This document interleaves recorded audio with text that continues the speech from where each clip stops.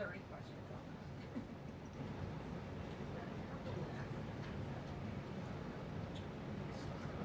How will the trade pursue that act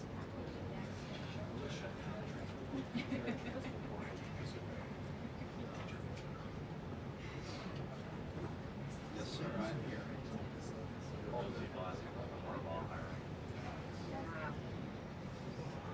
might get there and get like 3 rounds.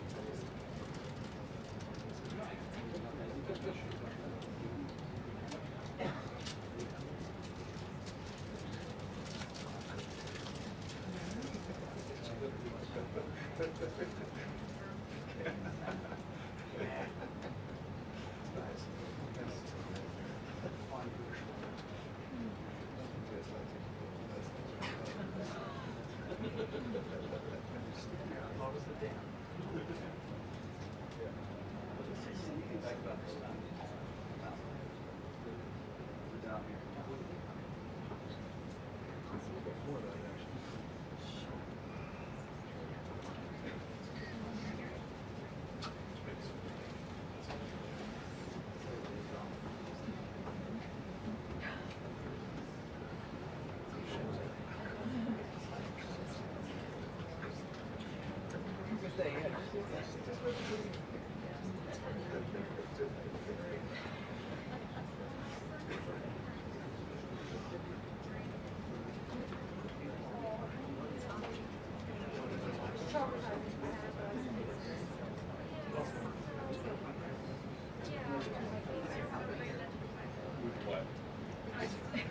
Elevation. And gas.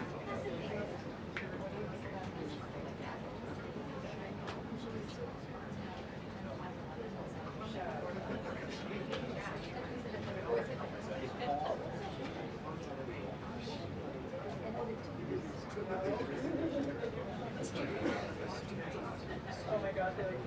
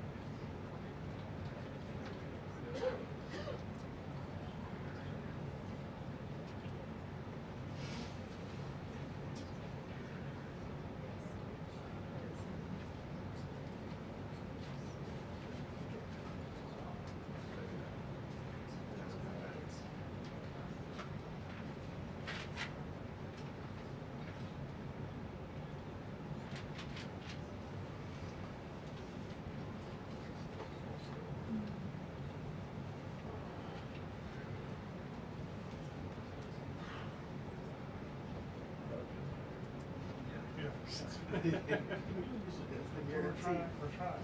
Thank you. Take them over the team. Doing everything we can. Okay, yeah, time to go. This is the perfect time to go. Partners, issues, partners.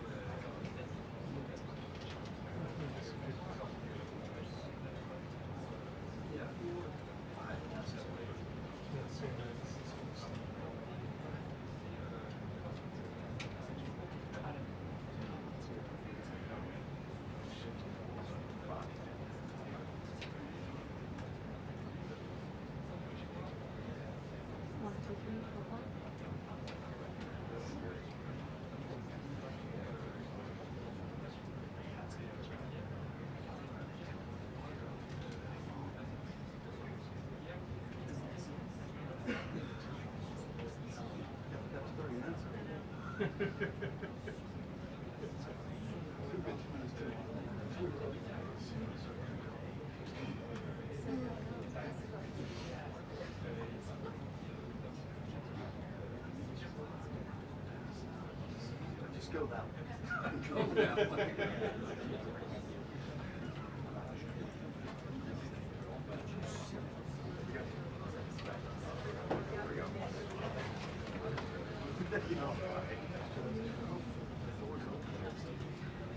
So don't do that on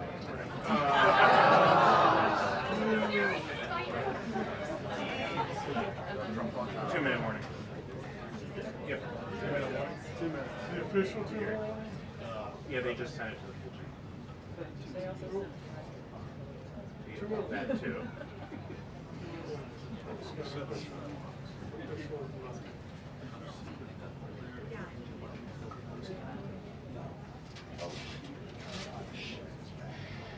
Who's supposed to?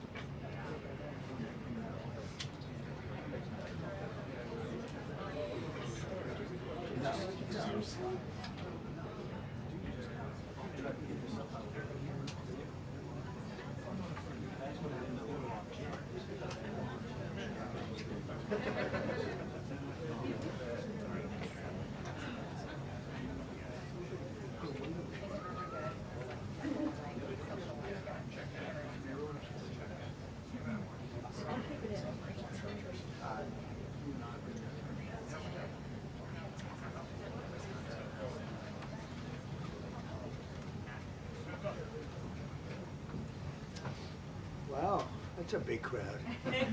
It's a lot of people. I think it's like a record. So these are accomplishments.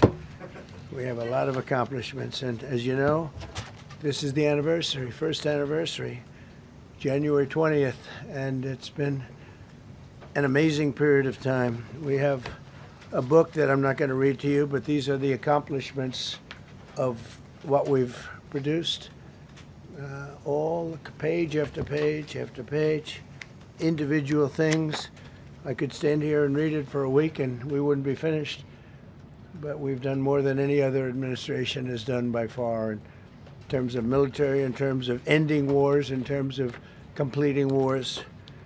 Nobody's really seen very much like it. I think it's appropriate that because Minnesota is so much in the fray, and I say to my people all the time, and they're so busy doing other things, they don't say it like they should. They're apprehending murderers and drug dealers and a lot of bad people.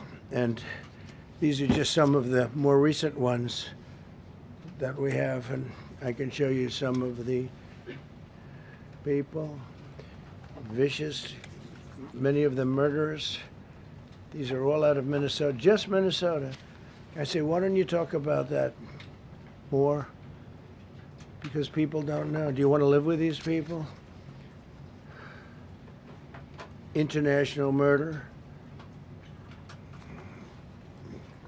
These are people that are living, they're apprehended and either put in jails in their country from where they came, and the countries respect us, and so they actually put them there.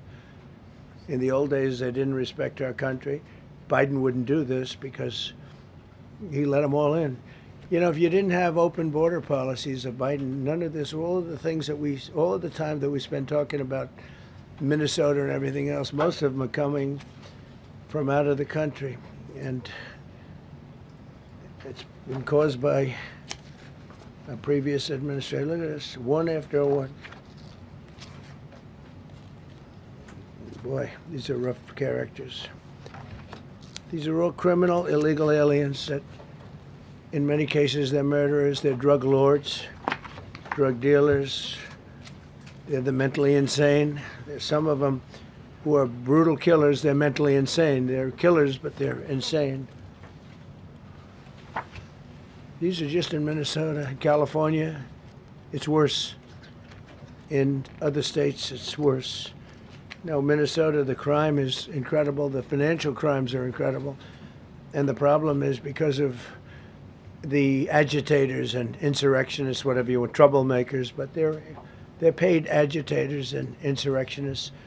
Nobody talks about the fact that $19 billion at a minimum is missing in Minnesota, given to a large degree by Somalians. They've taken it. Somalians, can you imagine? And they don't do it. A lot of very low IQ people, they don't do it. Other people work it out, and they get them money, and they go out and buy Mercedes-Benzes, and they come from here, they have no money. They never had money. They never had a life. They never had a government. They never had a country, because there's basically no country. Somalia is not even a country. They don't have anything that resembles a country. And if it is a country, it's considered just about the worst in the world. They come here and they become rich and they don't have a job. I was told that Ilhan Omar is worth $30 million. She never had a job. She's a crooked congressman. So here's another one. And I have, oh, by the way, we just took out, these are all what ICE is doing. And it's a dangerous job. These are rough people. Weapons. This one here is very bad.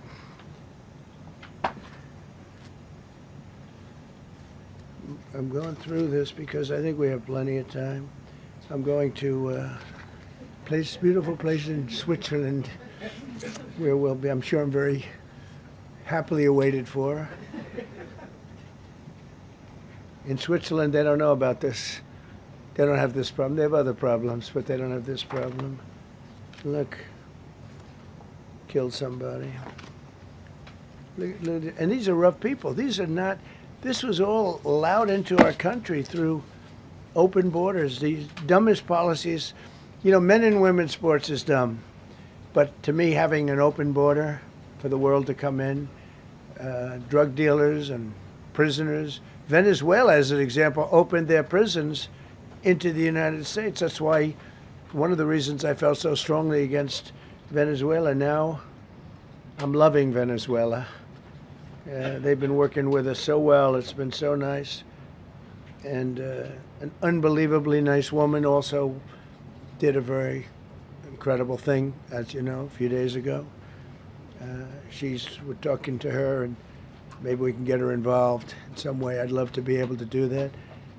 Maria, maybe we can do that. But we're dealing with the people and the president and all of the people in Venezuela, and we've been doing great. The oil companies are getting ready to make massive investments there. They have more oil than even Saudi Arabia. There you go. These are rough. This is all Minnesota, every one of them. This is one state out of many. And these people are, let's see, yeah, these are all, so far, people that came from outside of the country. They were allowed in by Sleepy Joe Biden, Crooked Joe Biden, whichever you like. You can call him whatever you like. They're both right. He's sleepy and he's crooked. He was the worst president we've ever had. And we've had some bad ones, too. I can tell you, all you have to do is look at trade. You're not getting bored with this, right? I hope you don't. But these are people that you have to see. Strong-arm rape, aggravated assault with a weapon, and many other crimes.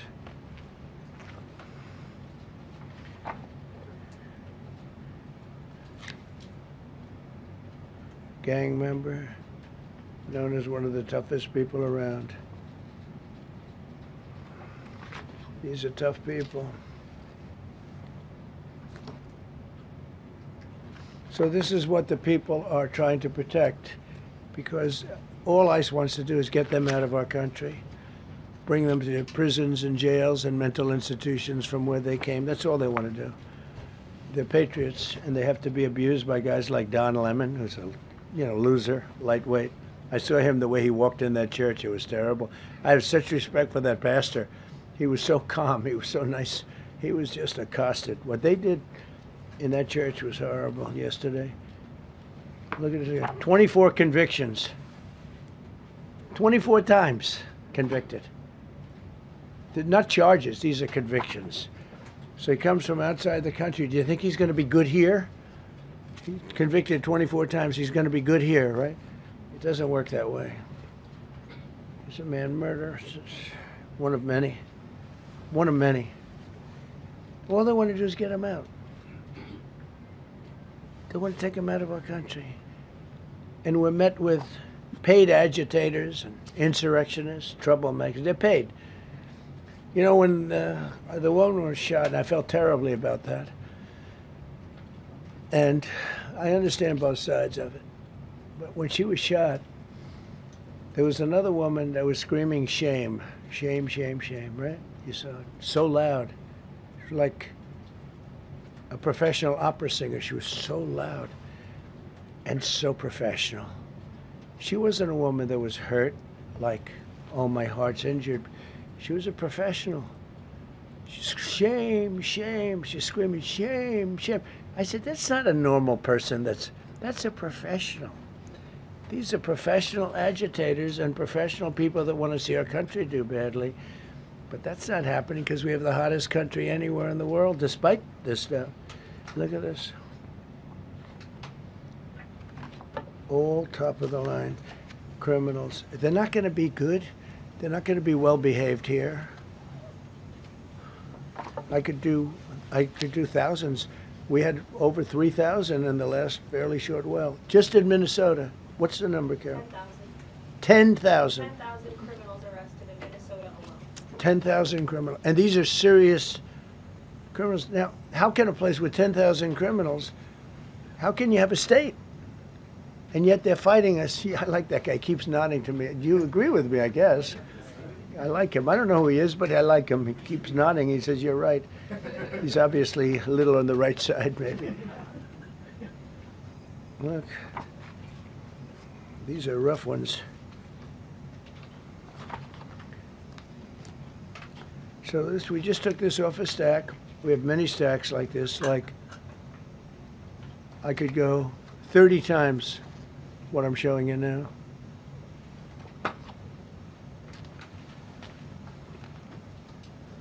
Relations with Hezbollah, that's nice. Why do we allow them in our country? I'm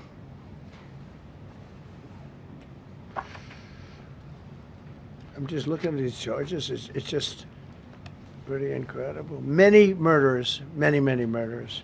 People that murdered.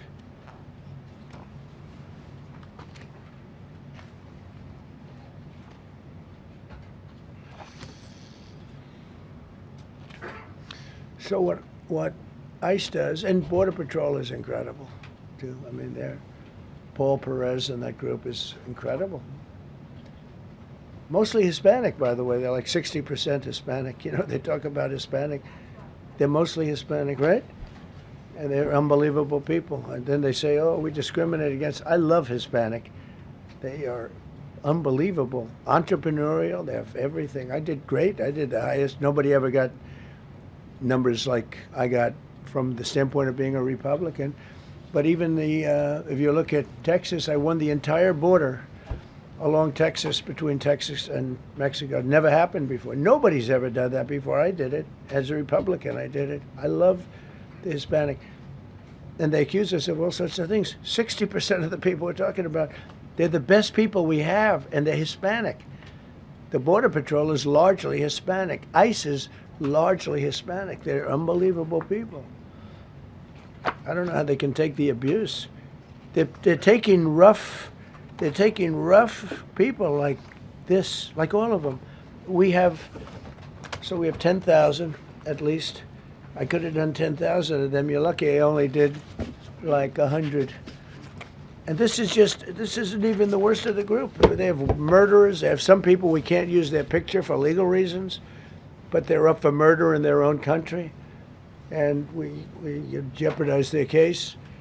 When we send them back and we coordinate with other countries. A tremendous amount of work. All allowed in here by an open border policy of the worst president in the history of our country. A man that didn't win the election, by the way. It was a rigged election. Everybody knows that now. And by the way, numbers are coming out that show it even more plainly. We caught him. We caught him. So I just want you to know that it's a terrible thing. Here's the book on accomplishments. And this is something, ooh, I'm glad my finger wasn't in that sucker. That could have done some damage, but you know what? I wouldn't have shown the pain. I would have gone back. Boy, did you hear that? That was nasty. But I would not have shown the pain. I would have acted like nothing happened as my finger fell off. That was a nasty. I think somebody did that. I think it was him. It was my man. How were you? You didn't do it. I know you did. I know you didn't. So, but here's the book. These are all things we have. I'm going to read a few of the samples, but look at this. These are all, each line is something that we did. Nobody did that before. And it's big stuff, too. Look, we have the hottest country in the world. So, I will read you a few. We ended Biden's stagflation. We were in stagflation. That's a disaster. That's far worse than inflation. As you know, he had the biggest inflation in the history of our country. They say 48 years. Pick your choice. But they had the biggest inflation in the history of our country. We have it right down to a normal number now. We're going to get it even a little bit lower. Created super high. What we've done with growth is incredible. We created super high economic growth, and America is booming. It's booming. There are thousands of businesses right now that are being built. Many of the biggest factories in the world are being built right in our country. They're not going to other countries. They're leaving other countries. Fourth quarter GDP is on track to pass perhaps much more than 5% growth, and that's despite the fact that we had a Democrat shutdown. They shut down our country, and we had 5%. Nobody in this room has ever heard about 5%. I think it could be 20% if we do it right. If we don't, every time we have good numbers, they raise interest rates. You shouldn't do it. In the old days, if you had good numbers, they'd lower interest rates, or they wouldn't do anything. Here they try and kill it. They always try and kill success. Over the last 20, 25 years, that's the way. In the old days, if you had good numbers, the market would go through the roof. Today, if you have good numbers, the market goes down. But by the way, we've had the best stock market in history, the best 401ks in history, and we inherited a mess. The numbers that we inherited were way up, and now we brought them, almost all of them, way down. We brought them way down. I mean, I'm not getting... maybe I have the bad public relations people, but we're not getting it across. We inherited high numbers and we brought them way down. And look at gasoline. They have places in the country now, $1.99 a gallon. $1.99, $2.30, $2.50. I guess the average now they're saying is $2.31. I mean, he was at $4.50 and $5 for periods of time. And he went back to the Trump formula, but he didn't do it properly, and he really went back to parts of it because you would have had $8 gasoline if they didn't, but he didn't do it properly. He had people that didn't know what they were doing. Core inflation for the last 3 months is 1.6%. 1.6. Their core inflation was so high that nobody could even calculate it. Under Biden, real incomes declined $3,000. Think of that, $3,000. That's a year. In 12 months, Trump real incomes went up by $2,000 and $3,000 and even in some cases $5,000. It's a tremendous difference. Stock market has set 52 all-time record highs during the course of the 11 months, because this was done on 11 months. Now we are actually officially 12 months as of today. 52 all-time record highs. That means 401ks did great. I have people see me all the time, policemen that guard us really well, and got to know them a little bit. And they said, "Sir, you're making me look so good. My 401k is through the roof. My wife thinks I'm the greatest genius, that I'm a financial genius, like Warren Buffett." He told me that. He said, I think they have better returns than Warren Buffett right now. But he said, all my life my wife has been criticizing me for not being smart financially. Now all of a sudden she loves me more. But we added $9 trillion in value to retirement accounts, saving many people. I mean, they were going out of business. Think of it. We added $9 trillion of value to retirement accounts, savings accounts, and 401ks. That's during the course of 12 months. And I think it's probably 11 months because I don't think they have it for the 12. They have it for the 11. Added $9 trillion of value. Lifted more than 1.2 million Americans off food stamps in 1 year. They would have had another 1.2 million. We would have had, welfare would have gone up. And instead of investing $18 trillion in our country, now it's probably more than that, but $18 trillion and having thousands of plants being built all over the country, you would have had thousands of plants closing all over the country. And you would have had disinvestment, and you would have had welfare going way up. You know, if you look at SNAP, take a look at SNAP, what happened with that? Was it $7 billion? And it came out to over $51 billion. Nobody has ever seen anything like it. The past administration, they had no clue. Or they were really bad, but they basically had no clue. But they did have a concept. I mean, they're still trying to sell the idea of men playing in women's sports. You saw that in the Supreme Court. I mean, some of those justices were fighting for them, too. They were fighting for them. But you saw that just the other day in the Supreme Court. Men playing in women's sports doesn't work. Secured a record-breaking $18 trillion in commitments for new investments. Apple, NVIDIA, SoftBank, Oracle, TSMC, Johnson & Johnson, Eli Lilly and Company, Micron, AstraZeneca, General Motors, Hyundai, Ford, Honda, GE Aerospace, many, many others. I left a Ford plant a week ago in Michigan that they were going to close 2 years ago, and now they just announced that they're going 24 hours around the clock making cars. Tariffs did it. I don't know what the Supreme Court's going to do. I think to me it reads so plainly. Couldn't be plainer. You're allowed to do a license. Tariff is probably less severe than what a license could be. But think of it. You're allowed to do a license, and then they have a clause at the end, something to the effect, or what is necessary, something to that effect.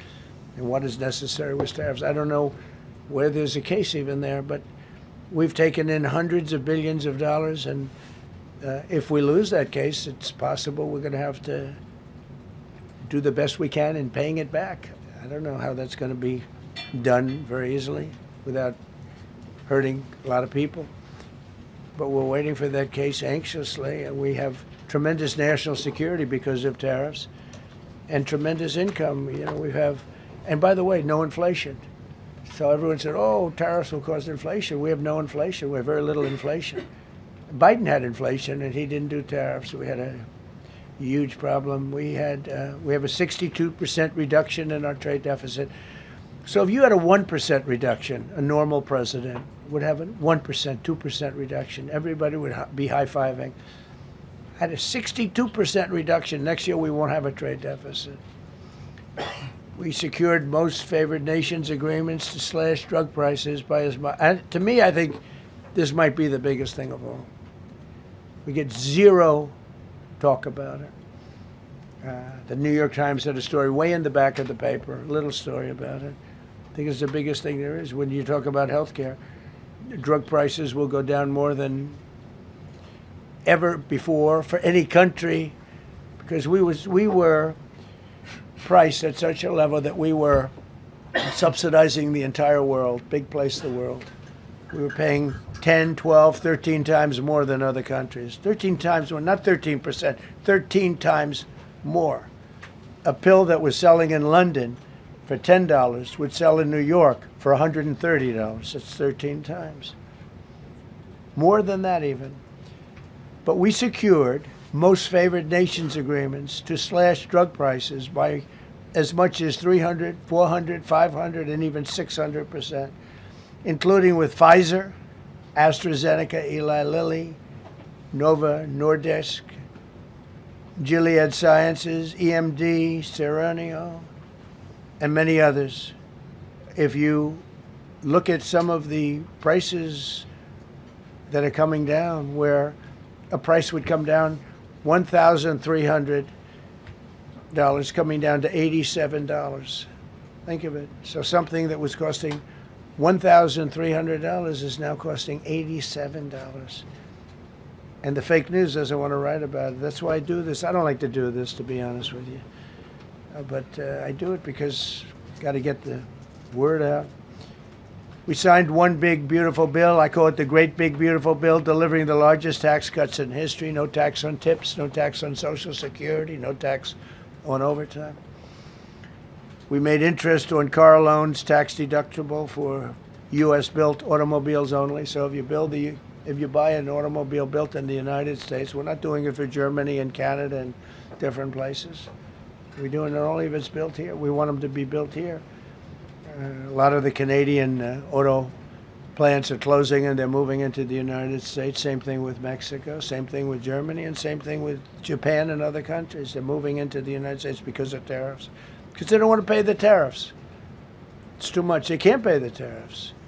So they're coming here. Nothing different than what other smart countries did. But it works better for us. Under my leadership, it's not done properly, but it's done properly. We have, again, more plants being built than at any time in the history of our country. Passed the largest spending cuts in American history, and that was true in my first. We had a tremendous first term also. We rebuilt our military. We had one of the best. We had the best economy in the history of our country, but we're blowing it away now. When this stuff starts opening up, you're not going to see anything like it probably ever again. We slashed the federal budget deficit by 27% in a single year. Think of that, 27. You could do it 2%, 1%, 0.5%, 27%. And that's with all of the things we have to do, all of the people we have to put on the payroll to get rid of people that are murderers. Again, when you see people in Minnesota that are murderers, these people are fighting to keep them there. And I say to Christie and to Tom Homan, the great people, they're working so hard. Look at the border. The border is now secure. First time, Biden said you couldn't do it. You need legislation. I had no legislation. I said close the border. Within 1 month, we had almost nobody coming in. Now for the last 8 months, nobody came into our country illegally. And I find that hard to believe because you'd think somebody, because it used to be millions of people just poured into our country. And the people that do that are Democrat sort of aligned. So, I mean, they're not doing me any favors. We had nobody come in. We have a very strong border. We have very few people coming up. They're not going to make the trek because they know they probably won't be coming in. So it's not as hard as you think. But I didn't have to go back. Remember, they said, we need legislation to close the border. They had millions of people coming in a month. We have nobody coming in, and we're getting the murderers out. Murderers, people from prisons and jails. Many countries opened up their prisons and dropped them into the United States. Those are the people we're getting out. And we have a lot of heart. And I said, you got to lighten up on this. We have a lot of heart for people. They came in illegally, but they're good people, and they're working now on farms, and they're working in luncheonettes and hotels and all. And we're looking to get the criminals out right now, the criminals. And I think it's very important. I mean, every once in a while you see a story, we take somebody. He should be out because they came in illegally. So in theory, they should be. But we're focused on the murderers, the drug dealers, the mentally insane. We have a lot of mentally insane killers. I mean, you can't even talk to them. It'd be nice if you could have a little reason, but you can't even reason. These are seriously ill people. You have a couple of countries where they were loaded up. Their mental institutions and insane asylums were loaded to the gills. They couldn't get. They're empty now. But they're filling up because we're bringing them all back. We know where they came from. And every country accepts them. Under Biden, they wouldn't take. They had so little respect that they'd bring them there, and they wouldn't take them. They said, get the hell out of here. They would be bringing a plane in to land in a country, and they'd put 5 planes on the runway so you couldn't land the plane. So they'd come back with the people that they were bringing back. They don't do that with me. They do that with me, they have problems. They don't do it. They accept them back. They're not happy about it, but they accept them back. Cut a record number of regulations. I promised to eliminate 10 old regulations for every one new regulation. Instead, we cut 129 old regulations for each one added. Think of that. I want to do 10 in my first 4 years I did, when we put on a new regulation, you had to cut 8. This year I said you have to cut 10. Instead, we cut 129. So every time, so far, can't remain like that, I don't imagine. I hope I can, because we have so much wasted regulation, stupid regulations. Regulations where they go by California, which is a disaster state, with a governor that truly is doing a bad job. He's killing that state. If he ever ran the country, this country would be Venezuela very quickly. Using tariffs slashed the U.S. trade deficit by an incredible 77%. The trade deficit is down, and that doesn't include the last month where we had our best month. We slashed the trade deficit by an incredible 77% in 1 year with no inflation, something that everyone said could not be done. So we had essentially no inflation. In fact, the last month we had almost no inflation. But we slashed the trade deficit by 77%. If you slashed it by 1%, that was good. Again, we did that with tariffs and intelligence. We did that with November 5th, great election. We secured historic trade deals to reduce barriers on U.S. exports with countries covering 40% of all U.S. trade. Think of that. American exports are up by more than $150 billion this year. People said, oh, we're not exporting. All we do is buy. If you keep buying, you're not going to have a country for very long. So we increased exports by more than $150 billion. Investment in American factories is up 41%. That's a record. Nobody goes 41% up. You go 2% up, 1% up. You go down by 3%. If Kamala got elected, the 41% up would be 41% down. We removed over 270,000 bureaucrats from the federal payroll. That's another thing. So we have, we announce our unemployment numbers, call it unemployment or employment. And they were very good, but we could make them great. But we've slashed tremendous numbers of people off the federal payroll. Because ultimately, if you're on the federal payroll, I mean, we have jobs where they had 10 people for every job. So we cut. Now, if you want to see some good numbers, I'll hire 1 million people. We cut millions of people off the federal payroll. I don't like doing that, but the good news, I don't feel badly because they're getting private sector jobs and they're getting sometimes twice as much money, 3 times as much money. They're getting factory jobs. They're getting much better jobs and much higher pay. But all I have to do is say, like, what the Democrats do all the time. They hire 1 million people and then they hire another million. They load it up and it says, oh, they only have a 3% unemployment rate. It's a fake rate.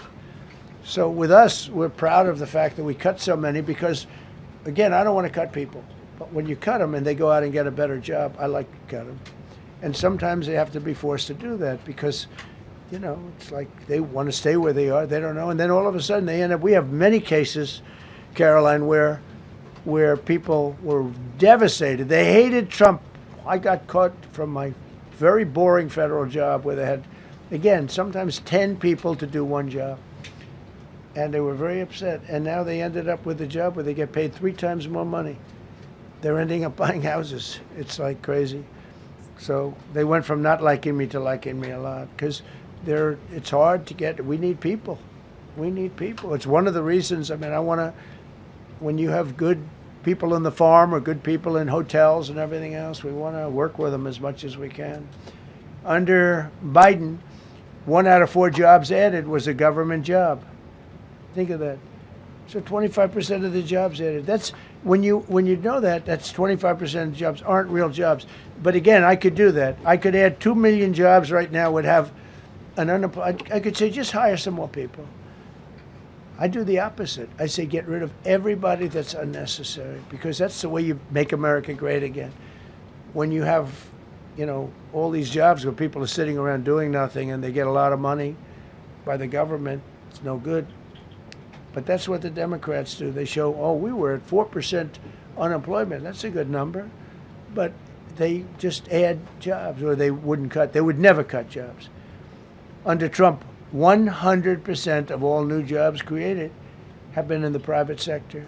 Think of that. Not 1% has gone to federal. So under Biden, 1 out of 4 was a government job. Under Trump, 100% of the new jobs created, 100% came from the private sector. That's how you make your country wealthy and strong and good. We inherited the worst border in history and turned it into the strongest border in history. Illegal crossings have plummeted to the lowest level ever recorded, down 99.999%. That means down 100%. 99.999. I want to find out who that one person is. For 8 months in a row, zero, and these are government numbers, these are not my numbers. For 8 months in a row, 0 illegal aliens were admitted to our country. 0. Nobody came in, unless they came in legally. We have a big process for having people come in legally, by the way. A lot of people are coming in legally. They have to prove they love our country. They have to prove that they're not going to need welfare. A lot of things they have to prove. For the first time in 50 years, we are now seeing reverse migration, where because we're getting all of these illegal people out. People that came in illegally, in many cases they're criminals, in many, many cases. You remember when they used to say that the people that come into our country as immigrants are very nice people, they're wonderful people, they don't commit crime. No, they make our criminals look like babies. They make our Hell's Angels look like the sweetest people on earth. The Hell's Angels are now considered a nice, high-quality person. I like the Hell's Angels. They voted for me. They protected me, actually, believe it or not. But they make our criminals look like babies. These are some of the most vicious people anywhere in the world. They came from the Congo. The prisons, I know the Congo because I ended the war with the Congo and Rwanda. Tough group, very tough group. They came from prisons in the Congo. Some of the toughest, meanest people you'll ever meet. Thank you very much. They allowed them to come into America. These are tough people. Before my election, 100% of net job creation was going to foreign migrants. Since my inauguration, 100% of the net jobs created have gone to American-born citizens. That's a big thing. In other words, we're now taking care of our people. 100% of net jobs created have gone to the American-born people. Before that, we didn't care. Designated Tren de Aragua, MS-13, and the Mexican drug cartels as foreign terrorist organizations, and we've hit them hard. You've seen what we've done on the water. We're starting to do that on land. The land is much easier, actually. Water is incredible. We did that on the water so that when you do it on the land, they don't go to the water. Nobody's going into the boat business right now, I can tell you. 97% down drugs coming in by water. Think of it, 97%. Nobody ever heard of that before. They heard 2%, 1%. It went up 2%. 97, and we're looking for the 3%. Who the hell are the 3%? They're crazy. But we've taken out almost 100% of the drugs coming in by water. Now we're going to be very shortly starting drugs coming in by land. We know exactly where they're coming from. Removed tens of thousands of illegal alien gang members, drug dealers, murderers, child predators, human traffickers, fraudsters, savage criminals, and others. We removed them from our country. They're out. They're gone. In some cases, they're so dangerous that we put them in jail because we don't want to give them to their country. Their country doesn't do anything, and they end up coming back. We have some that they're so bad that we don't want to really release them. We want to put them in a jail where we know they're properly ensconced. Think of that. Remove tens of thousands of illegal alien gang members, drug dealers, murderers, child predators, human traffickers, fraudsters, and savage criminals. Why wouldn't you want them removed? The reason is because these are insurrectionists that are doing this work. And, you know, they're going to make mistakes sometimes. ICE is going to be too rough with somebody, or, you know, they're dealing with rough people. Are they going to make a mistake? Sometimes it can happen. We feel terribly. I felt horribly when I was told that the young woman who was had the tragedy. It's a tragedy. It's a horrible thing. Everybody would say. ICE would say the same thing. But when I learned her parents and her father in particular I hope he still is, but I don't know, was a tremendous Trump fan. He was all for Trump, loved Trump. And, it's terrible. I was told that by a lot of people. They said, oh, he loves you. He was I hope he still feels that way. I don't know. It's a hard situation. But her father was a tremendous, and parents were tremendous Trump fans. It's so sad. It just happens. It's terrible. Halted all refugee admissions to the United States, including from Somalia, which is a terrible, terrible place, another dangerous place.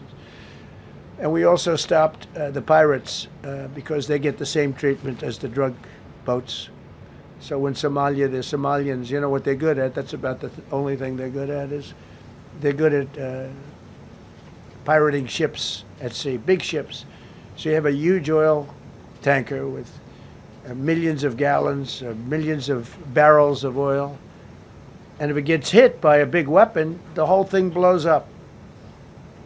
And they don't want to fight because if they do, they're told by their insurance companies, do not hand over the ship. And they're not allowed to have any guns on the ship. They're literally, you have these massive ships being taken over by a Somalian small boat with a big weapon. Because if they hit the side of the ship can blow up you talk about a blow up. Bad, we've seen some bad things happen. And the insurance companies, some of these ships cost more than $1 billion to build. And the insurance companies say, look, we'd rather give them money than take a chance on $1 billion insurance policy. But they don't have to worry about it because we hit them the same way we hit the people with the drugs in their boat. They don't know what the hell happened. But all of a sudden, there are no pirates at sea. Do you notice? We haven't had a boat taken in a little while. Came out of Somalia, a really corrupt place. It's not a country. They don't have government. They don't have anything.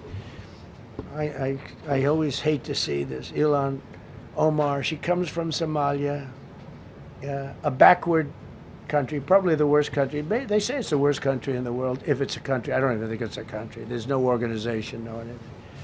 They don't have police. They don't have military. They don't have anything. They just have people running around killing each other and trying to pirate ships. But she'll come here, comes, and then she wants to tell us how to run our country. The Constitution says that I am entitled to this. I can't stand her. Terminated all taxpayer-funded benefits for illegal aliens and kicked 275,000 illegals off of Social Security. They were illegally getting Social Security.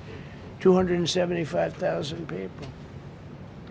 I'm telling you, it's not that this is pleasurable, but if I were an elected president, this country was going to be destroyed quickly, very quickly. I think within a year, if you had Kamala or a Joe type. I mean, Joe was a disaster, but if you had Kamala, he was the replacement. I was up by like 25 points on Joe, and they said, hey, let's get somebody else. This never happened. Well, I had so many firsts. You're leading somebody by a lot, and they say, oh, let's take him out. Let's put somebody. That's like I said to Dana White the other night. I said, you know, Dana, it's like you have a fighter, two fighters. One guy is winning by a lot. And they say, oh, let's take this guy out. Let's put a new fighter in the ring with him. That's what happened to me. I was doing great with Biden. The whole campaign was against Biden. All the money was spent against Biden. And all of a sudden, I got Kamala. Everyone said, who the hell is she? But that didn't work out too well for them. But never happened before. We are about lots of firsts. Designated English as the official language of the United States of America. We did that very powerfully. And while we're at it, we also took the Gulf of Mexico, and now it's the Gulf of America. Because we have 92% of the shoreline. It always bothered me. I'd say, you know, we have most of the shoreline. Mexico has a small percentage, talks about 8%. We have 92%. And I said, why is it the Gulf of Mexico? It should be the Gulf of America. I was going to call it the Gulf of Trump, but I thought that I would be killed if I did that. I wanted to do it. I wanted to. My people work so hard. Sir, I don't think it'll look too good. I'm telling you, it's a good thing. And it'll be hotter than ever, I said. No, but I decided not to do that. I'm joking, you know, when I say that. I was not going to call it the Gulf of Trump. Because tomorrow it'll be, Trump wanted to call it the Gulf of Trump, but he was rebuffed by his people. My people don't rebuff me too much. The Gulf of Trump, that does have a good ring, though. Maybe we could do that. It's not too late. No, we have the Gulf of America now. It's great. It's our country is proud for the attack on Venezuela, the attack on the Iran nuclear capability, wiped it out. I mean, first administration, Soleimani, the father of the roadside bomb, al-Baghdadi, the father of ISIS, who was rebuilding ISIS. We wiped them out. Done a great job. Signed an order that will end birthright citizenship for children of illegal migrants. You know, that case is in court right now. That case was meant for the children of slaves. All you have to do is look at the years. Look at the years where the cases were filed and where the decisions were made. They were right at the end of the Civil War. They're trying to say that, you know, in China's making a big business out of that. They come to the country, they have a child, the American citizen, they get all the benefits. It had nothing to do with that. That was for the children of slaves. And I hope the Supreme Court so rules. Designated fentanyl as a weapon of mass destruction. It is. We lost, I believe, 300,000 people this year. 300,000 people. That's like filling up one of those big football stadiums 5 times. It's not even believable. I mean, you could be in a war and you wouldn't lose that many people. So we designated fentanyl a weapon of mass destruction. Conducted numerous successful military strikes against narco-terrorists operating in our hemisphere, including the water strikes. Drugs brought in by ocean. So I told you that we're down by, I mean, close to 100%. It's hard to get somebody to pilot those boats. Very hard. They have to be people that don't watch television, don't read the news. And we just blew up their facility. They had a docking facility where the drugs were stored. And now we have a great relationship with Venezuela. We're getting along fantastically with the leadership in Venezuela, so we wouldn't have to do that. This was done before the attack.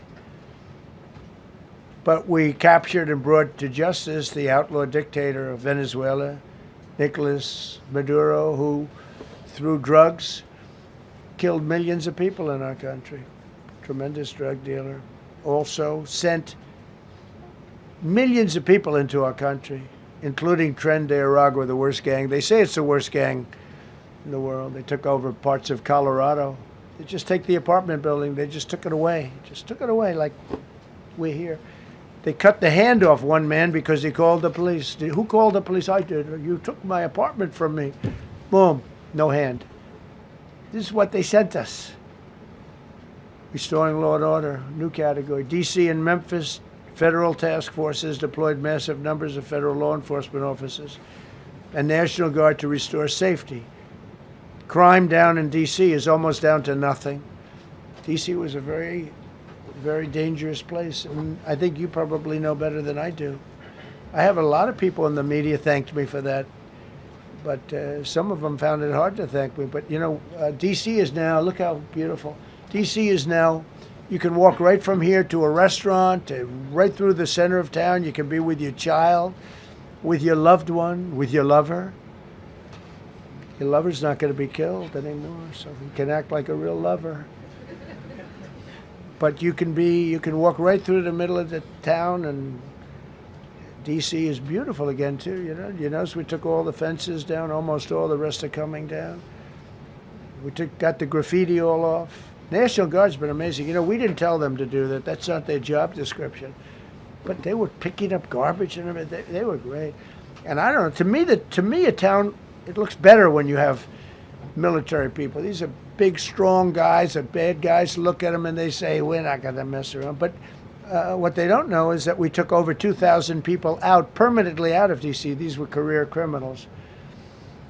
But I feel much better seeing those people there. I went in a couple of times and had dinner in D.C. I walked right down the middle of the street. I felt very safe. A year ago, I couldn't have done that. I would have been crazy to have done that. And Secret Service wouldn't let me do it. They weren't thrilled anyway, I will tell you. It wasn't like they were thrilled, but we did it, and it was great. But D.C. is a great thing. We have virtually no crime in D.C. anymore. And before we did this move, and we could do the same thing with Chicago. You know, we brought Chicago down 25%, even though we just had a minimal crew there. We brought Wisconsin down. We brought Minnesota down, way down, even though everything's a fight, you know, because they want to keep those people that are lying on the floor. They want to keep those people in Minnesota, but they really don't. I don't think the real people of Minnesota, it's a very corrupt place, and the elections are totally corrupt. I feel I won it all 3 times. Nobody's won that state since Richard Nixon. It's a rigged state. And the Somalians vote as one group, even if they're not citizens, and they vote as one group, and you know, you get 600,000 votes against you. They all ought to get the hell out of here. They're bad for our country. Nationwide achieved the largest reduction in violent crime on record. So this just came out. Nationwide, over the last 11 months, achieved the largest reduction in violent crime on record, including the largest one-year drop in murders ever recorded. Almost 2,000 lives were saved. That's despite the fact that we took in criminals under the leadership of the Democrats and Joe Biden. More motor vehicle theft is down by 100,000 vehicles nationwide. That's another. Nationwide, the motor vehicle theft was out of control, and now it's very much in control. It was down by more than 100,000 vehicles to a record low. Began the process of eliminating cashless bail policies across the nation. You got to get rid of your sanctuary cities, and I hope our people know that we're not going to pay sanctuary cities. We're not going to pay them anymore. They are sanctuary for criminals. They hold criminals. We're not going to pay. They can sue us, and maybe they'll win, but we're not giving money to sanctuary cities anymore as of the beginning of the month. We began the process of eliminating the cashless bail. Well, cashless bail is where it all started. It's a disaster. And then other places. I don't know if it started in New York. I remember it starting in New York. So if somebody comes in, murders somebody, and they let them out, no bail, no nothing. Basically, cashless bail means you just get the hell out. And they go outside. We have one case where a guy murders somebody, gets released, and goes out and murders somebody. 2 people in one day. No, we got to get rid of cashless bail. They got to pay, got to have bail. There's a reason for bail. Long tested. Signed an executive order to bring back mental institutions and insane asylums. We're going to have to bring them back. Hate to build those suckers, but you got to get the people off the streets. You know, we used to have, when I was growing up, we had in my area in Queens, I grew up in Queens, we had a place called Creedmoor. Creedmoor, did anybody know that? Creedmoor. It was a big, I said, Mom, why are those bars on the building? I used to play Little League baseball there, a place called Cunningham Park. Who's quite the baseball player, you wouldn't believe. But I said to my mother, Mom, she would be there, always there for me. She said, son, you could be a professional baseball player. I said, thanks, Mom. I said, why are those bars on the windows? Big building, big, powerful building. It loomed over the park, actually. She said, well, people that are very sick are in that building. I said, boy, I used to always look at that building and I'd see this big building, big tall building. It loomed over the park. It was sort of, now that I think, it was a pretty unfriendly sight. But I'll never forget, I don't know if it's still there, because they got rid of most of them, you know, the Democrats in New York, they took them down, and the people live on the streets now. That's why you have a lot of the people in California and other places, they live in the streets. They took the mental institutions down. They're expensive. But I'd say, why does that building have those bars? Boy, it wasn't normal. You know, you're used to looking at like a window. But this one, you look at it, all this steel, vicious steel, tiny windows, bars all over the place. Nobody was getting out. It's called a mental institution. That was an insane asylum. Designated Antifa as a domestic terrorist organization, and many others. It is. America is respected again on the world stage. That's another topic. Obliterated Iran's nuclear enrichment capability, and Operation Midnight Hammer was one of the most successful anyone's ever seen. CNN fake news. I don't know where they are. CNN. Anybody from CNN here? Fake news. Nobody wants to raise their hand anymore. They used to. Oh, yeah. Now, if you're with CNN, you don't raise your hand. But they said, well, maybe it wasn't that successful, which I really was angry because these pilots took their life in their hands. 2 o'clock in the morning with no moon, dead dark, guns shooting at them. They went in with those beautiful B-2s, and every single bomb went down an air shaft and obliterated it. And CNN came out and said, well, maybe it wasn't, by a scam writer who wrote, you know, fake stories, a lot of fake stories on other topics, right? Because when we did it, we said, that's a terrible thing. You know, the pilots came back and they said, we hit everything. They did a great job. Then on top of that, we launched from a submarine about 30 Tomahawks on top of everything else. The place was obliterated. CNN said, well, maybe it wasn't that bad. Turned out it was worse than it was. You know who could tell you that? The Iranians would tell you that. Because if they do anything, they're going to have to start a brand new place. But they did an amazing job. That was like what we did with Venezuela. I mean, nobody's ever seen a military operation like that. Ended 8 unendable wars in 10 months. These were unendable wars. Cambodia and Thailand fighting for years. Kosovo and Serbia. The Congo and Rwanda. Pakistan and India, they were really going at it. 8 planes shot down. They were going to go nuclear, in my opinion. The Prime Minister of Pakistan was here, and he said President Trump saved 10 million people and maybe much more than that. They're both nuclear countries. Israel and Iran. Egypt and Ethiopia were going to fight over a dam, and I got them to stop. I still got to work it out, because they put a dam up in Ethiopia that stops the flow from a little river called the Nile. I always think of the Nile being in Egypt, you know, beautiful Nile with the pyramids, but they put a dam up. You know who paid for the dam? The United States of America. It's the biggest dam, I think, in the world. They put a dam up. I said, how did you let that happen? Why would we have done that? We financed it. This country would. I don't know. Maybe it was a Republican president, but I don't think it was. I think it was a Democrat. But what a terrible thing. So Egypt basically is, you know, they don't have enough water in the Nile. And they use that for a lot of things, including entertainment and travel and tourism and everything. I mean, I don't know. They got a big dam. I got to work that one out now, too. Armenia and Azerbaijan, President Putin told me, I cannot believe you settled that war. I've been trying to settle that war for 10 years. Armenia and Azerbaijan. They were fighting it for many, many years. And I ended up getting the heads of both countries in my office. The beautiful Oval Office, much more beautiful now than it ever was. And one sat on one side, one sat on the other. He said, you know, I've been the head of Azerbaijan for 22 years, and for 22 years I've been killing his people. And the other gentlemen, and both very good guys, said, I've been here for 7 years, and for 7 years I've been killing his people. And they started over there, and within an hour they were next to each other, and by the time we ended, they were hugging each other, and it's been a great peace, you know?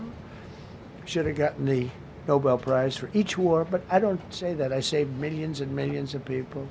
And don't let anyone tell you that Norway doesn't control the shots, okay? It's in Norway. Norway controls the shots. They'll say, we have nothing to do with it. It's a joke. They've lost such prestige. Got all, that's why I have such respect for Maria doing what she did. She said, I don't deserve the Nobel Prize. He does. When she got it, they said, wow, that's amazing. I thought President Trump would get it. President Trump deserves it. He ended up 8 wars. How nice, right? She's a good woman. Got all 20 living hostages returned to their families, and the remains, they all came out. We got the 20 living hostages. We got the 28 hostages. They have 1 left that we think we know where it is. Amazing. Looked like we weren't going to get anywhere near that. Now they've gotten almost. And more importantly, we got many more, hundreds. We got them all. If we didn't do it, you wouldn't have had, most of those people would have been dead. I don't know if that's covered properly, but you know, the 20 is great. They were the last ones. I always said the last 20 are going to be hard, but we got them. We got the last 20, and we got close to 28 of the bodies of the dead. And to those parents, that was just as important as getting their son back alive. They were almost even more intent on getting, they knew their son was dead. They wanted to get the body. I got him back. We just created the Board of Peace, which I think is going to be amazing. I wish the United Nations could do more. I wish we didn't need a Board of Peace, but the United Nations, and you know, with all the wars I settled, the United Nations never helped me on one war. I mean, I guess I'm not blaming them. I didn't call them to help, but I got, you know, the presidents and prime ministers together. We knocked heads. We got along, and they liked me. I liked them. Every single one of them nominated me for a Nobel Prize. Every one of the wars, among many other people, nominated me for a Nobel Prize. But Putin told me, I cannot believe you got this war settled. I've worked on it for 10 years because it's his territory. Rescued 83 American hostages and citizens detained from abroad without paying a lot of money. Paid no money. Apprehended terrorists responsible for the Abbey Gate bombing that claimed the lives of 13 U.S. service members in Afghanistan, the lowest point in the history of our country. That was a Biden disaster. I was getting out, but I was getting out with dignity and strength. We were the boss. Oh, we were the boss. They wouldn't do a thing against us. And this very stupid person got in, and what a shame. They should have left from Bagram, which is the big military base, which has hundreds of acres around it. Should have left from Bagram. Terminated visas of Hamas sympathizers and deported pro-jihad foreign nationals. Got NATO members to agree to raise defense spending to 5% of GDP from 2%, and they paid the 5%, and they didn't pay the 2%. And by the way, I did more for NATO than any other person alive or dead. Nobody's done for NATO. And I think for the most part, they'll tell you that. I think you could ask the Secretary General about that, but he said it a lot. I've done more for NATO than anybody, and I see all this stuff, but NATO has to treat us fairly, too. The big fear I have with NATO is we spend tremendous amounts of money with NATO, and I know we'll come to their rescue, but I just really do question whether or not they'll come to ours. You know, I'm just asking. Just saying, right? You remember during the debate? Just saying. Signed $1 trillion investment in U.S. military. And next year, we hopefully will go to a $1.5 trillion. We're building battleships that are 100 times more powerful than the battleships of World War II, which are the big, beautiful, those big, beautiful things with the guns. I said, what about bringing them out of dry dock? They said, sir, what we're building will blow them away. Think of it. These ships are 100 times more powerful than the battleships that you see on Victory at Sea. Do you ever see Victory at Sea? What a great thing that is to watch. Renamed the Department of Defense into the Department of War, which everyone loves, by the way. Signed landmark critical minerals deals with Australia, Malaysia, Thailand, Ukraine, Japan, and many others. We're going to have so much rare earth. It's actually not that rare. Getting it processed is rare, but there's a lot of rare earth. There's a lot of earth around, I can tell you. Withdrew from the corrupt World Health Organization, where we were paying hundreds of millions of dollars a year. So we were paying $500 million a year, and China was paying $37 million a year. I said, why aren't we paying the same as China? They said, well, Nobody asked. I said, China's got 1.4 billion people. We have 350 million, probably, with all the illegals, you know. China probably knows more accurately. But we have much smaller in terms of the number of people. We have a much more powerful military, but we have much smaller. I rebuilt the military during my first term, by the way. And while they gave away a lot to Afghanistan, the Taliban, which was just horrible seeing them. Every year, seeing them do that military down some dirty street is a disgrace. But while Biden gave a lot of it away, it's a tiny fraction compared to what we did. I rebuilt the military, and now we're continuing to build it. And bigger and better, we need it. Peace through strength. But we withdrew from the corrupt World Health Organization. So I remember we were paying $500 million. They were paying 37 or 39 million. And I said, how come? So I withdrew, and they called, we'll give you the same deal that they had. I said, well, it should be less than that, because if they're at 37 and you have 3 times, 4 times the number of people, even maybe 5 times, I don't know. So it should be less, but I didn't want to chisel around. And I thought about it. So I could have taken 500 million to 37, and everybody knew it. I chose not to do it because it was actually very popular when I got out, because they were terrible. And so I chose not to take that deal. First thing Biden did is go back into it. You know what he paid? More than 500 million. So I actually called them. I said, you know, you can buy it for less. You can make a deal at 37. There's no reason to pay 500. They didn't care. They paid more than 500. Did you know that? They paid more than 500 million. I made a deal at 37. I could have had 37. They were public about it. We'll give you the same deal that China has for 37. And they paid $500 million. That's the way you ruin a country. And it's the same attitude that, you know, you have on everything else with these people. They were terrible. The anti-American UN Human Rights Council we ended. The UN Relief and Works Agency we ended. And the fake Paris Climate Accord, which was a ripoff of America, where we had to pay $1 trillion and they were paying nothing. China didn't kick in until 2035. We kicked in immediately. We were supposed to pay $1 trillion. Russia went to a standard of 1991, which was a dirtier standard. But we had to pay top dollar. So I terminated that. Another wreck. We ended the woke lunacy and restored common sense, abolished all discriminatory diversity, equity, and inclusion DEI policies throughout the federal government and the private sector. They're gone, everybody. They're gone. Terrible. Terminated the Green New Scam and ended the insane electric vehicle mandate. I love electric vehicles. That caused me a little problem with a man named Elon. But he understands, and he's a good guy. We get along, but I said, Elon, we can't have all electric cars. We just can't do it. I like the electric cars. I like his car. But in particular, I like his car. But we can't do that because some people don't want an electric car by 2030. And to build the power stations all over the country would have cost $4 trillion. $4 trillion. That's more than any country has. If you got China, the United States, and everyone, you couldn't do it. And it would have taken years. And yet they were supposed to be switching over electric vehicle mandate. Some people don't like electric cars. Some people want hybrids. Some people want regular gasoline-powered cars. We have more gasoline than anybody.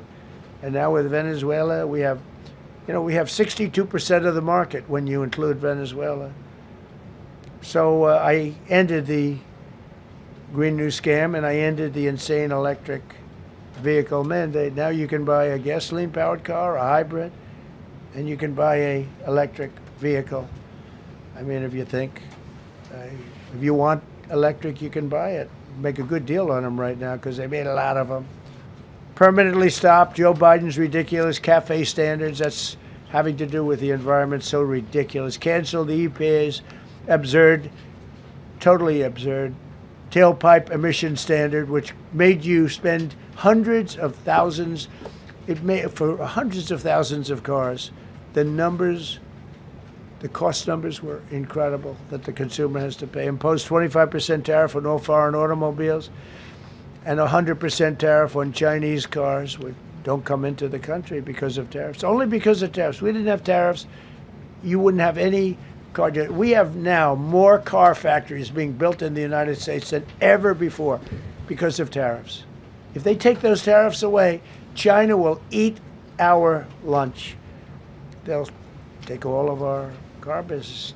Now, there's another way of doing it, but it's more cumbersome, et cetera, et cetera. I don't want to scare you, but it's much more cumbersome, not as good for national security as this.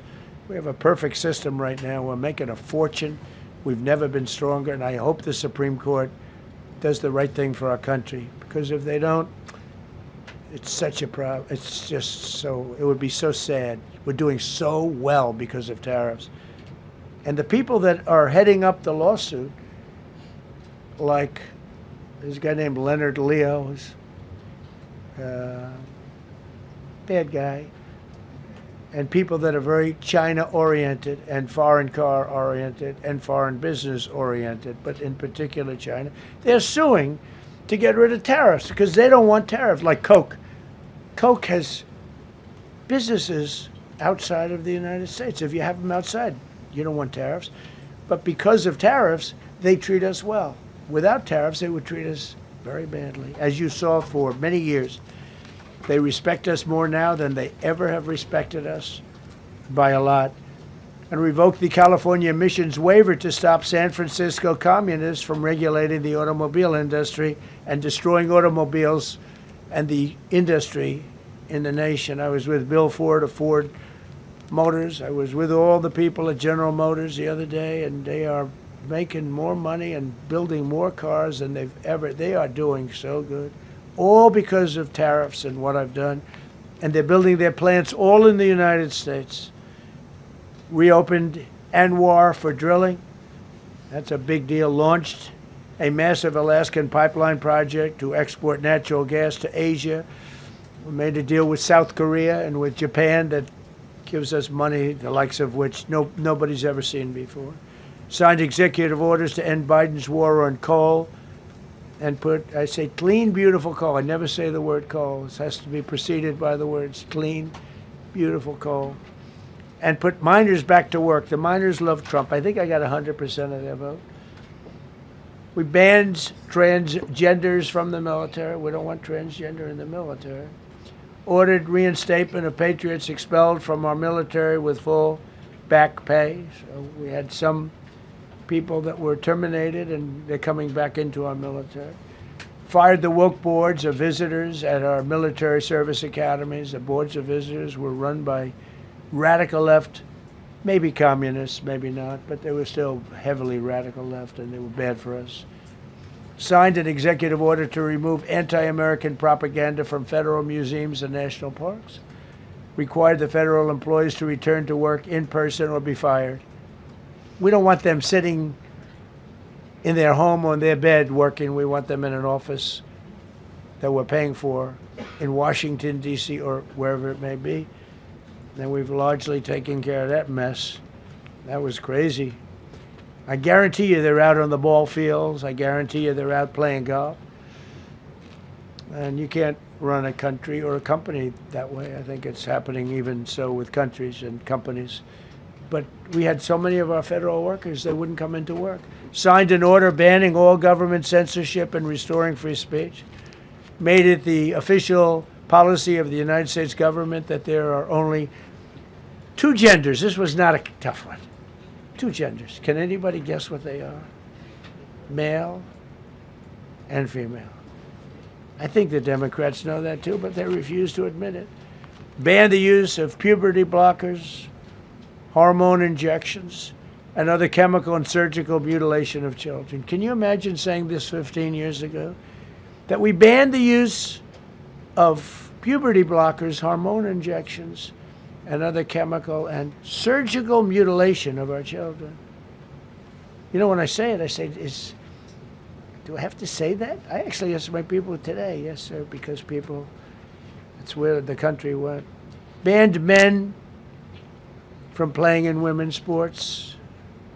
Big Supreme Court case, and I mean, I can't believe it. Some of the justices were fighting hard for men to be able to play in women's sports. A couple of them.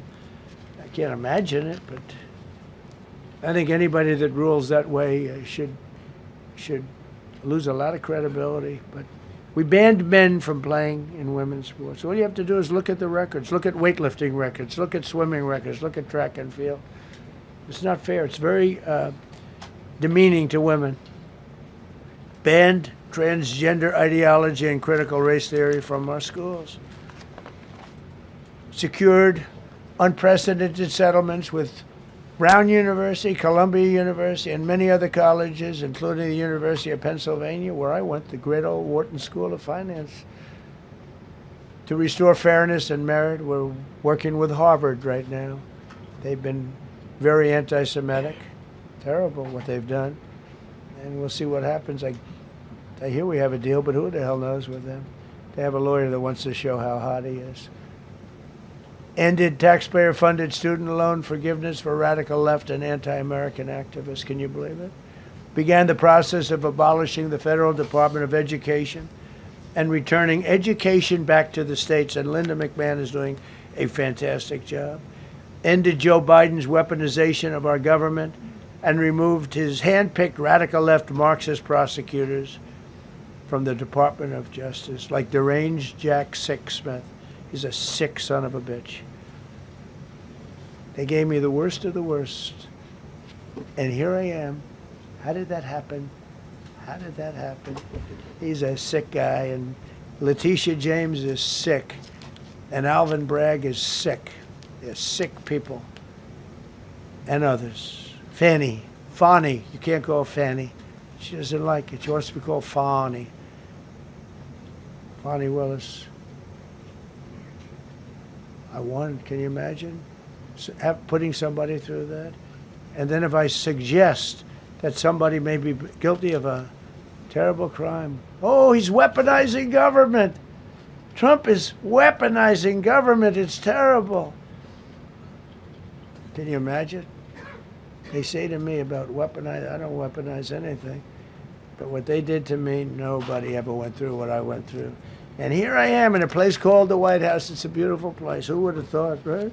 Signed legislation to cut all taxpayer funding to woke and biased NPR and PBS. And they're sort of gone now, I guess. I heard they closed up. They were terrible. They were so unfair. They were so terrible. Officially reinstated Columbus Day. I like the name Columbus Day. The Italian people are very happy about it. Remember, when you go to the voting booths, I reinstated Columbus Day. That was an easy one. Christopher Columbus. Cut Social Security wait times by 50%, serve 65% more Social Security recipients by phone, and are on track to doubling the service and performance compared to the Biden administration. We're 2.5 to 3 times better and faster. Slash VA claims backlog to the lowest number ever recorded. Created Trump accounts become so popular. And I give Mr. and Mrs. Michael Dell Computer, who put in $6.25 billion, started with nothing. And he actually invested all that money to give to kids so that when they grow up, they have an account that might be worth a lot of money. It'll be riding with the markets. And, you know, they can, at 20 years old, 21 years old, they could have $100,000. They could have a lot of money. That's going to be amazing. But I give a lot of credit to Mr. and Mrs. Michael Dell. Signed AI executive order to ensure the United States dominates the future of artificial intelligence. So we're leading China.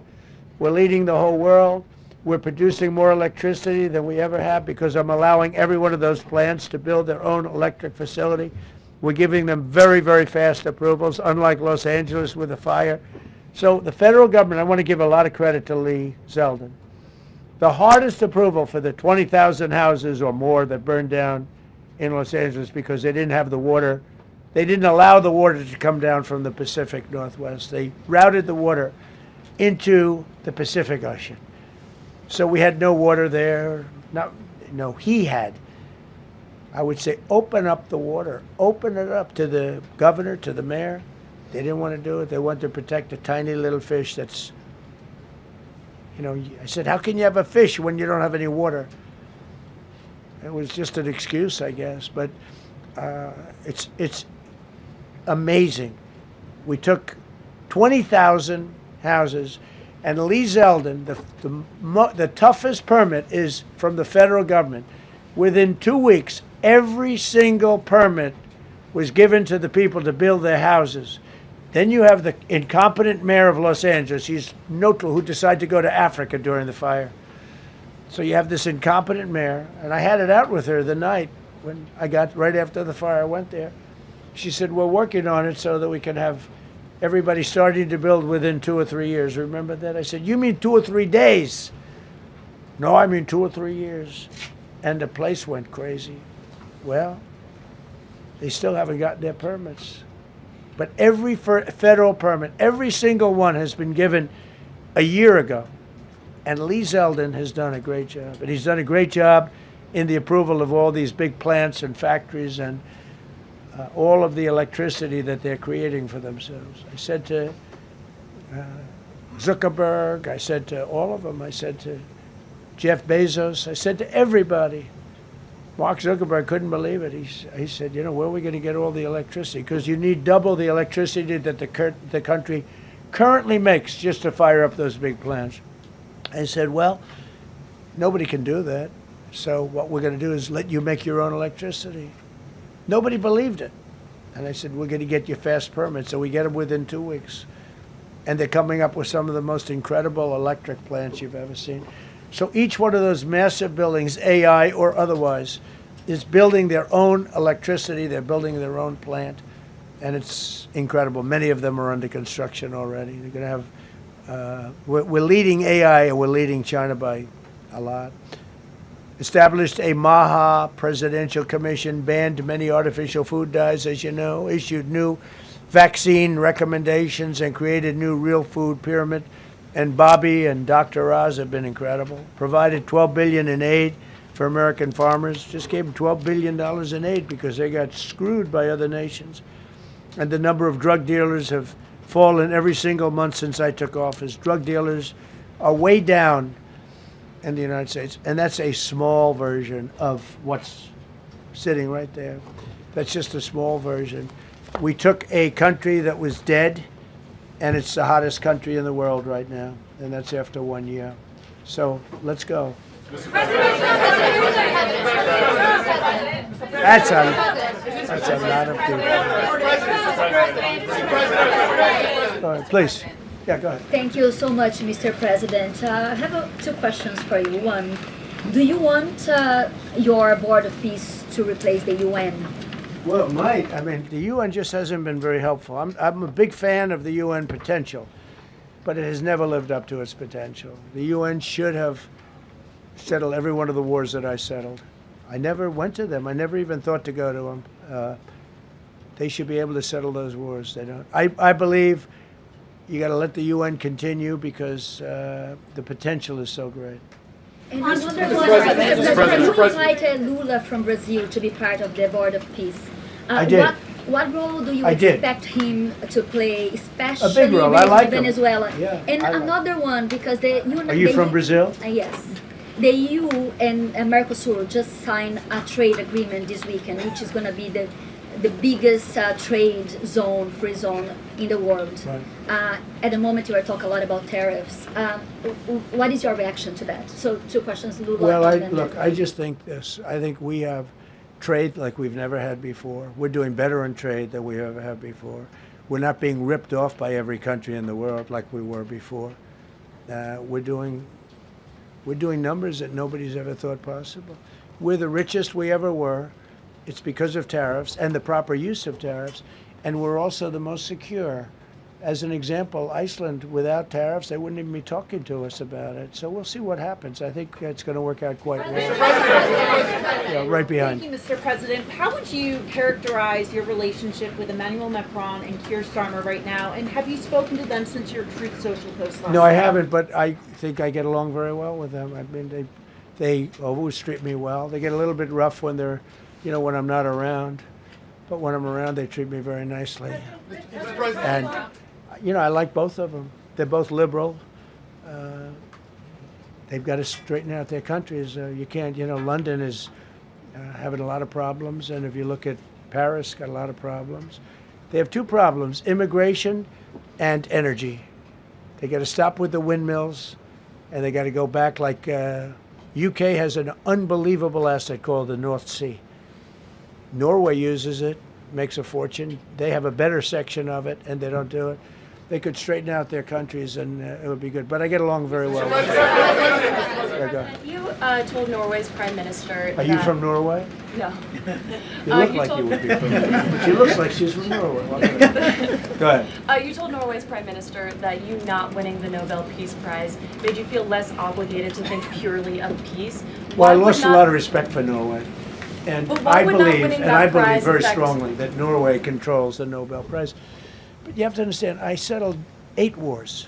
I've had every one of those wars, every participant wrote, I didn't ask them to do it. They sent in strong they make recommendations for that. But I settled 8 wars. No president's probably ever settled 1 war. I don't know, think of it. I did 8. The reason I do it is because it's easy for me to do. And I didn't do it for a Nobel Prize. I did it because I'm saving a lot of lives. I'm trying to settle the final one. I'm trying to do Russia-Ukraine. And when Russia's ready, Ukraine's not. When Ukraine's ready, Russia's not. But they're losing 25,000 people a month on average. And I'm trying to get that one done. But no, I feel that Norway has tremendous control over who gets the Nobel Prize, despite what they say. How far are you willing to go to acquire Greenland? You'll find out. Mr. President, Kevin Hassett has said that those $2,000 tariff rebate checks would be up to Congress to decide whether or not to disperse that. Do you agree with Kevin Hassett on that, or do you think you can do that unilaterally? No, I don't think we would have to go the Congress route, but we'll find out. The reason we're even talking about it is that we have so much money coming in from tariffs that we'll be able to issue at least a $2,000 dividend and also pay down debt for the country. But we'd do a $2,000 dividend to the people of our country. We would probably set a limit of, income limit where it made sense. But we will be able to make a very substantial dividend to the people of our country. I believe we can do that without Congress. Last night on Truth Social, you said that the British plan to hand the base of Diego Garcia over to Mauritius and then rent it back was an act of great stupidity. Previously, you've backed that deal. Is it now your position that the deal should not go ahead? I think that they, when they originally were going to do it, they were talking about doing some concept of ownership. But now they're looking to essentially just do a lease and sell it. And I'm against that. It's a reasonably nothing like Greenland, but it's a reasonably important area of the globe. Not to anywhere near Greenland, but I think they should keep it. I don't know why they're doing it. Do they need money? Mr. President, with your support to the Syrian government, most probably you avoided another civil war and a bloodshed in Syria, especially after the fall of the regime. I did a good job. I did a good job. And, the Syrian government, the last 2 weeks, had to use some force to implement its force on specific areas. And well, with to keep the prisoners, the terrorist prisoners, which are some of the worst in the world, at bay. So they were able to keep that. He's working very hard. The president of Syria is working very, very hard. Strong guy, tough guy, pretty rough resume. But you're not going to put a choir boy in there and get the job done. I spoke with him yesterday because we were talking about the prisons and what was going on. We have some of the worst terrorists in the world in those prisons, and he's watching them. Syria, sir. Mr. Go ahead. President, Gavin Newsom is going to be at Davos if he's not already there. You're probably going to run into him. I presume that this is for him to raise his platform for 2028. But what do you anticipate his foreign policy platform is going to be? I don't know. I mean, I don't know that he's going to be the nominee. I know this. I had a very good relationship with Gavin Newsom when we were, in office together. I was president. He was the governor of California. We had he would talk about it often, and somewhere we just went astray. I just hate the way California is being run. We actually have people leaving. It's never happened before, but I hate the way it's being run. He and I had a very good relationship, really close to the word exceptional, but now we seem not to. Thank you, President Trump. President Trump, you spoke earlier. Mr. President, you've been hearing from allies. Thank you. No, Thank you so much, President Trump. Cara Castanova from Lindell TV. And you spoke earlier about the 2020 election.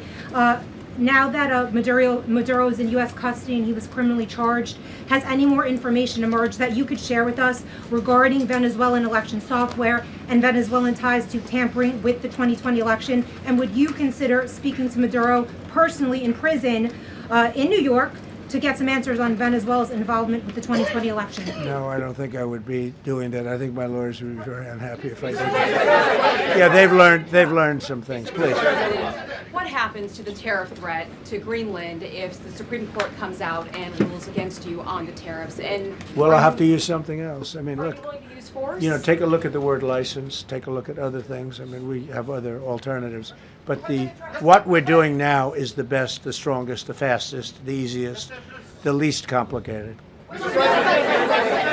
Sir, if you move ahead with the Greenland-related tariffs on Europe, you secured almost $1 trillion of commitments from them to invest in the United States. Does that go kaput out the window if that happens? I doubt it. Look, they need that agreement very badly with us. They really do. They fought very hard to get it. So I doubt that, but we'll see what happens. We have a lot of meetings scheduled on Greenland. I'm leaving tonight, as you know, for Davos. And we have a lot of meetings scheduled on Greenland. And I think things are going to work out pretty well, actually.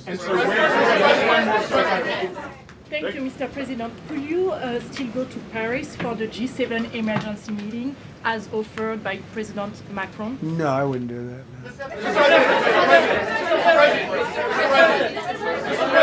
No. Because, you know, Emmanuel's not going to be there very long. And, you know, there's no longevity there. He's a friend of mine. He's a nice guy. I like Macron. But he's not going to be there very much longer, as you know. And I think, you know, I have meetings with the people that are directly involved, not some of the people you're talking about. Thank you so much. Thank you so much, Mr. President. Happy I've New Year. never seen this room like this. Is this a celebration of the first year? Yes. Have you ever seen it? I've never seen this many. I hope we have a very good. I hope we have a very good structural floor. You know, this used to be a swimming pool. You're sitting over a swimming pool. I could see that happen. But we need a good structure here, don't we? Huh? Yeah. Mr. President. Thank you so much, Mr. President. Happy 1 year anniversary. Thank you. And my question is on Syria. The Kurds, as the most loyal U.S. partners, facing attacks by some Syrian elements within the Syrian government.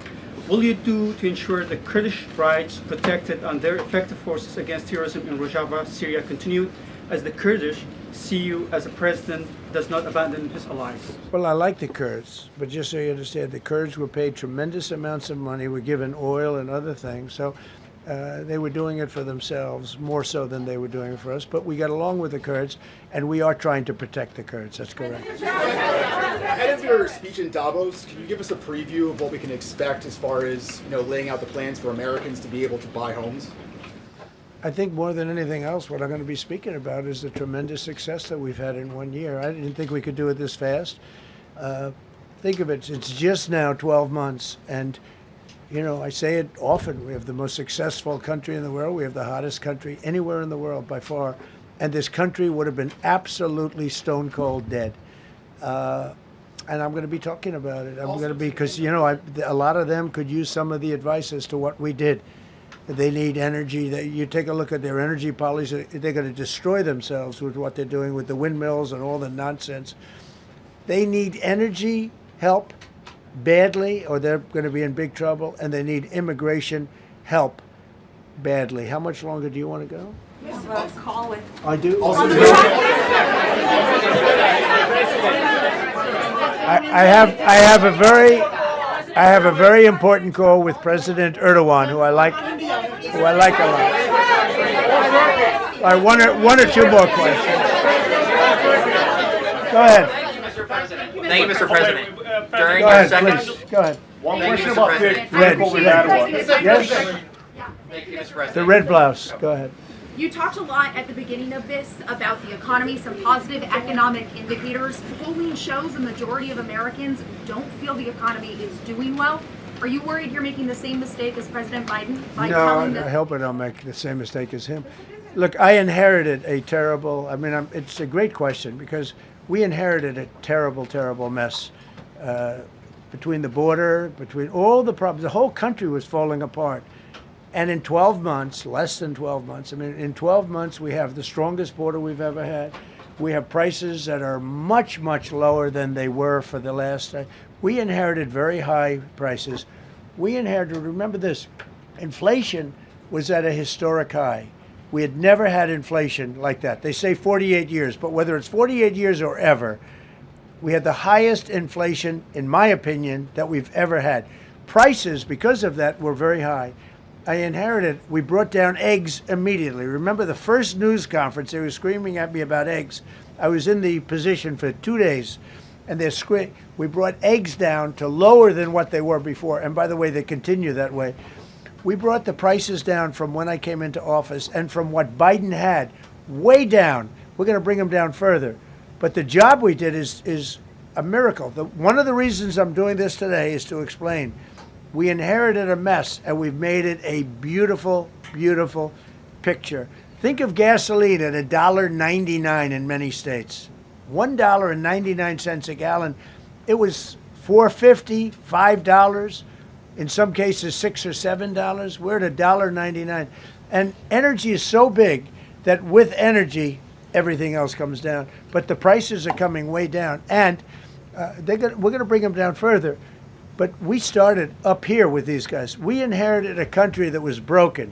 We inherited a country, and I have a very warm spot. We've done very well with Venezuela. And by the way, that even in itself is going to help us bring down the oil prices. The Venezuelan oil, we've taken 50 million gallons of oil. We've taken 50 million barrels of oil out of Venezuela in the first 4 days.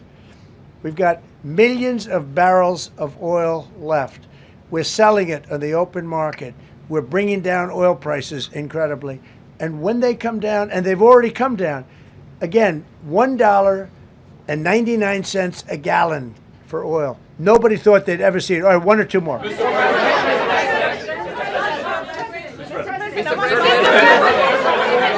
ahead, go, yes. President, Yes. I want to ask you about Iran. Is the military option still on the table? And can you assure us that the killing in Iran has stopped? And when regard to the Peace Council, which members have to pay $1 billion? So with Iran, are you from Iran? No, I cover the White House. Where are you from? I'm Palestinian American. So with Iran, they were going to hang 837 people. And I let them be known that, and we let them know that if that happens, that will be a very bad day for them. And they decided not to do it. They didn't hang the people. I can't tell you what's going to happen in the future, but supposedly they've taken that off the table. But they were going to, last week, they were going to hang on Thursday or Wednesday. They were going to hang, I think, 837 people. And they didn't hang anybody. So we're just going to have to see what happens with Iran. Is the military option off the table?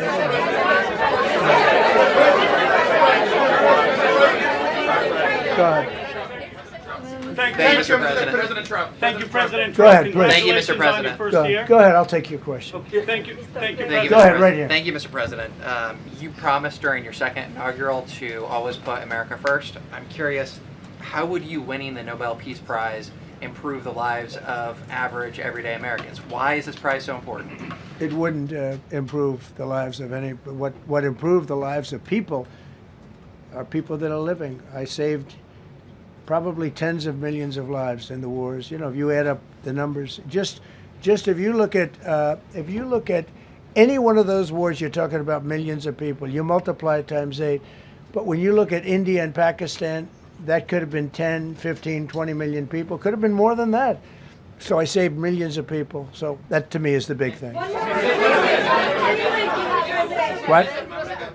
You suggested a moment ago that perhaps the reason why a positive story about the economy isn't getting through is because of, bad communications people. But Are average Americans wrong to still feel high prices? And how much longer does the White House hope that they? So I think a lot of people are listening to the fake news a little bit, and I'm not blaming anybody. I think I blame ourselves. I think we've done a much better job than we're able to promote. We're not promoting. We're doing a great job, and we're sort of letting the promotion take care of itself. One of the reasons I'm doing this news conference, I think it's important. We have taken a mess and made it really good. It's going to get even better. But if you look at prices from a year or a year and a half ago, you look at the Biden prices, they were way up through the sky. And, you know, they use the word affordability. They just say affordability and they don't talk about it. They created the affordability problem, and we are solving it. We have solved a lot of it. Again, everybody agrees in this room, I think, gasoline prices have come per gallon way down. When that happens, everything else comes down, but they've come down way down. Many of the groceries have come way down. It's all happening, and it's happening strong. But if you go back a year and a half, 2 years, take a look at those prices and look at the prices now.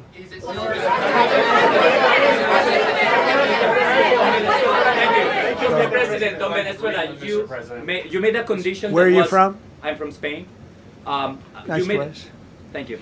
You made a condition that the political prisoners should be freed. It seems that they are not being as fast as they promised in the beginning. Would that be an issue for the current government? They've agreed that they're going to let, I guess, most of them out. Or depends on what they did, but they have released a lot of. Released a lot of political prisoners in Venezuela. Mr. President, earlier on last year, you had indicated that you wanted to take back the Panama Canal. I know we've heard a lot about Greenland. Is that still on the table? I don't want to tell you that. Sort of. I must say, sort of. That's sort of. Okay, one more. Yes, blonde, blue.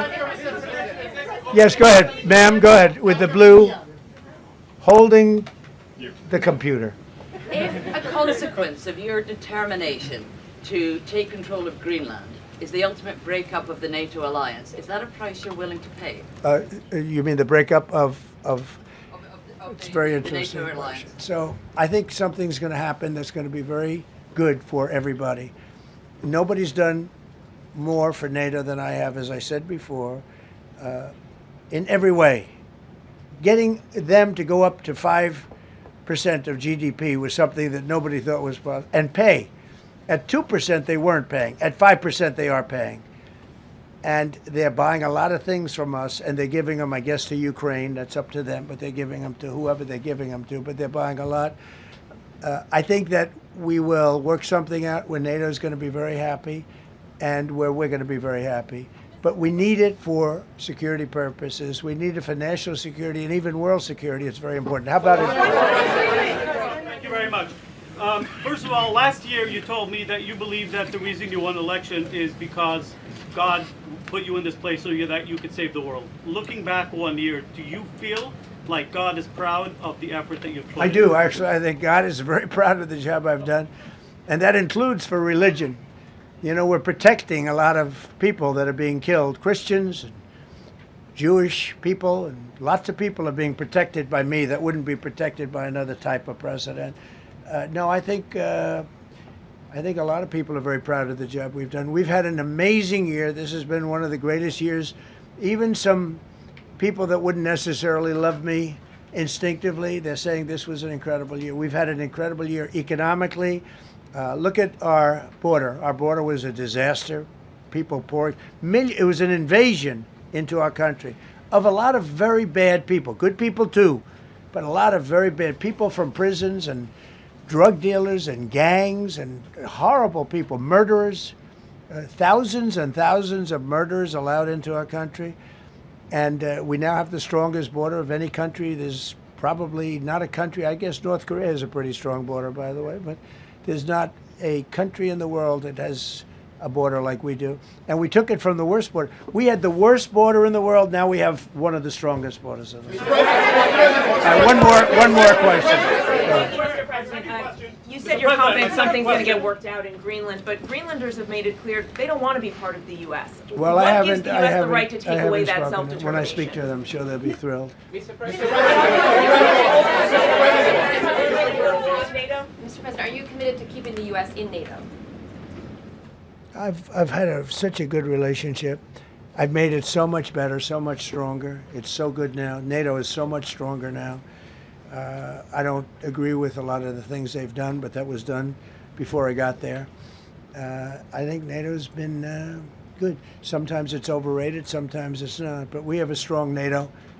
When I came here, we had a weak NATO. We had a NATO at 2%, and they weren't paying. You had a nothing NATO. NATO's, whether you like it or not, it's only as good as we are. If NATO doesn't have us, NATO is not very strong.